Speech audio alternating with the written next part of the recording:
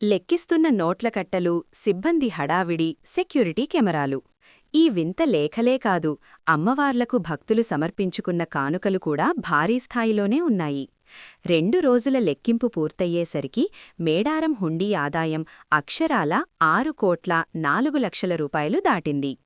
కేవలం రెండో రోజే 160 హుండీలను తెరిస్తే ఏకంగా 3.54 కోట్ల రూపాయలు వచ్చాయి. ఇందులో విదేశీ కరెన్సీ కూడా ఉండటం విశేషం. మొత్తం 780 హుండీల్లో ఇంకా 500కు పైగా హుండీలు లెక్కించాల్సి ఉంది. ఆ కుప్పల్లో ఇంకెన్ని వింత లేఖలున్నాయో, ఇంకా ఎన్ని కోట్ల ఆదాయం రానుందో అని అధికారులు సైతం ఆసక్తిగా ఎదురుచూస్తున్నారు.